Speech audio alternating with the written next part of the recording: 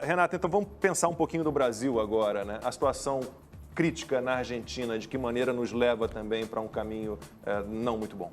Na verdade, a situação crítica na América Latina, que ela persiste, ela nunca vai embora, ela pode servir de alerta para o Brasil. Então, eu sempre falo isso, que a gente tem que tirar dessas experiências o que deu errado, como já deu errado em muitas coisas aqui no Brasil, e o que deu errado na Argentina e em outros países, para a gente não repetir. E essa receita do populismo, infelizmente, ela é muito persistente na América Latina. Então, a Argentina pode contribuir de uma maneira negativa, primeiro na questão comercial, mas que isso já está sendo deteriorado há algum tempo, né? Não é de hoje. Então, o Brasil sempre se mobiliza em procurar outros parceiros comerciais e fazer disso não ser um grande problema, mas principalmente eu acredito em crises imigratórias, como já aconteceu com a Venezuela, né? Os estados do norte do país recebendo muitas pessoas, e são estados pobres que também já não têm condições de suprir as próprias necessidades da população, quanto mais de pessoas vindo de fora. Eu acho que isso vai acontecer, já está acontecendo no Uruguai, mas também deve vir para o Rio Grande do Sul e para Santa Catarina. E eu achei muito divertido o Gustavo falar sobre essa questão do dólar, porque hoje eu tenho 2 cursos, né? Um de capitalismo e socialismo, que eu exploro toda essa questão política, econômica, histórica, e outro de investimentos no exterior. E geralmente as pessoas acham que essas coisas não estão interligadas. Mas se você não entende o espectro político, econômico, histórico, você não consegue fazer boas decisões. E no Brasil, por exemplo, a gente historicamente não é um povo que investe em dólar.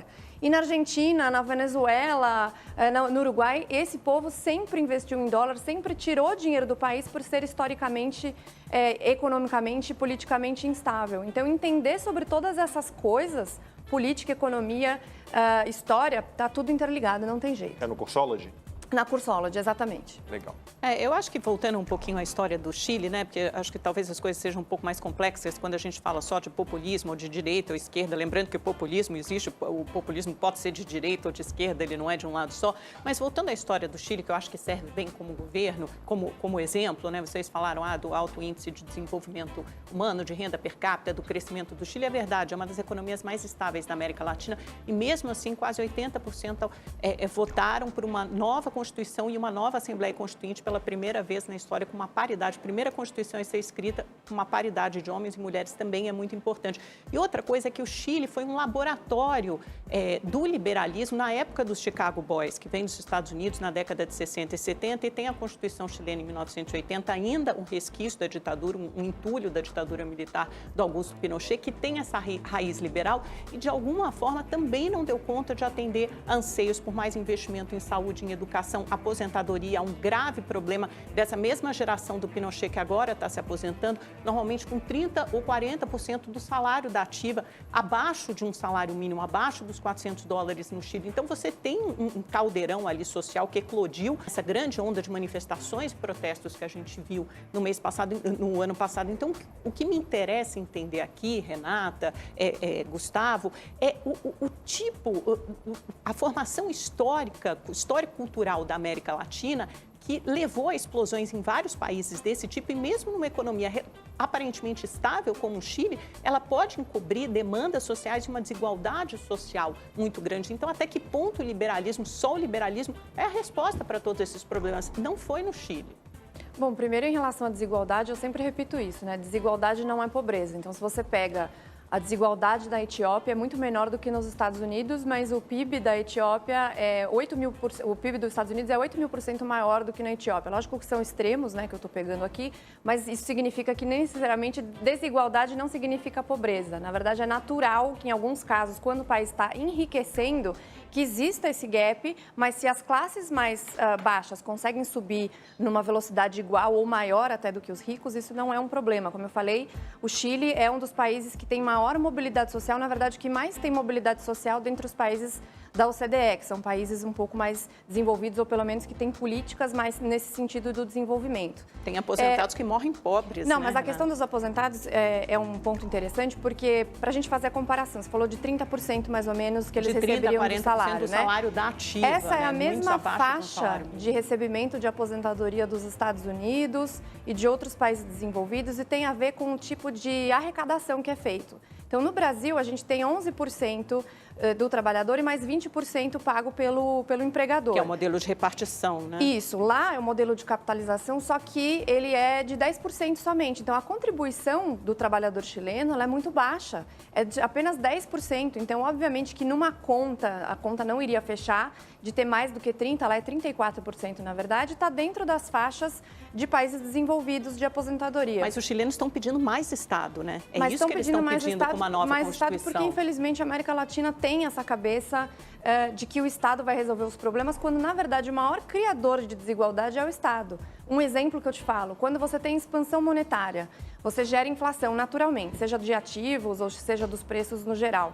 Inflação é a pior coisa que pode acontecer para o mais pobre, é como se fosse um imposto invisível. E isso é um gerador de desigualdade imensa. E quando existe expansão monetária, quem absorve o dinheiro primeiro são as camadas mais altas da população e depois os preços vêm se ajustando, digamos assim, até o mais pobre. Isso só um exemplo.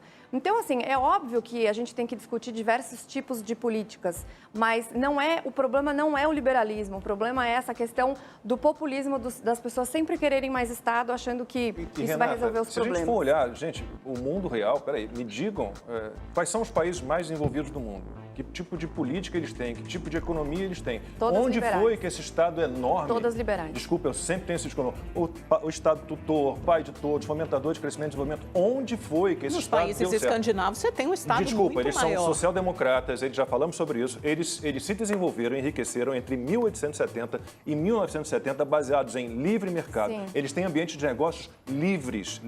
Não tem nada a ver com socialismo, Claro, o Estado cada é enorme. região tem suas não tem nada a ver. peculiaridades. Ninguém Então tá não falando cite em os países nórdicos, não tem nada. Esse Ninguém exemplo tá não falando serve. de A Renata já falou socialismo. sobre Não, isso. mas a questão do Mas o dos Estado, países o Eu só Estado, estou tentando analisar o que o está Estado, acontecendo no Chile. nos países difícil a gente nórdicos, fazer eles esse têm, juízo primeiro, de são valor. países pequenos, com infraestrutura toda montada, eles não precisam de investimentos em infraestrutura, não precisam. Eles têm riqueza suficiente para bancar, durante um tempo, políticas sociais. Durante quanto tempo poderão manter essas políticas sociais? estão revendo A gente Não tem sei. modelos de Não desenvolvimento sei. Já econômicos estão revendo diferentes. isso. Na Europa é com a presença maior do Estado, em vários países europeus, como a França, por exemplo. Nos Estados Unidos é outro, com menor A França presença é um país do Estado. que vai Mas ladeira isso não abaixo. quer dizer que não existam problemas em todos esses modelos de Não desenvolvimento existe econômico. nenhum É só sistema isso. perfeito, né? Nos Estados Unidos, por Não exemplo, o existe. sistema de saúde é um grande tema de Não existe campanha. esse Foi na sistema eleição perfeito, do Obama existem e erros em continua todos, agora. mas um exemplo que eu sempre gosto de dar é o da Estônia, eu até falo dele no meu curso, rapidamente, só O falar Gustavo já sobre, está com o sobre a dedinho em Estônia. pé, daqui a pouquinho eu vou passar a palavra aí. É difícil quando a pessoa não está aqui, né? Que a gente fica deixa. mais difícil. Desculpa, Gustavo, mas rapidamente, só para falar da Estônia, que é um exemplo que eu gosto muito, que é um ex-estado soviético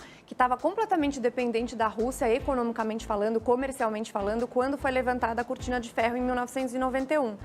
E aí o primeiro-ministro que assumiu era um entusiasta do liberalismo, leitor de Milton Friedman, e começou a aplicar essas políticas. E hoje a Estônia é o 10º país mais livre do mundo. E em apenas 30 anos eles conseguiram deixar a economia uma das mais prósperas do mundo. É o PIB per capita o dobro do Brasil. É lógico que tem peculiaridades em regiões, mas os mercados mais livres, que deixaram a economia mais livre, o cidadão mais livre, as empresas mais livres, no mundo inteiro são histórico de sucesso.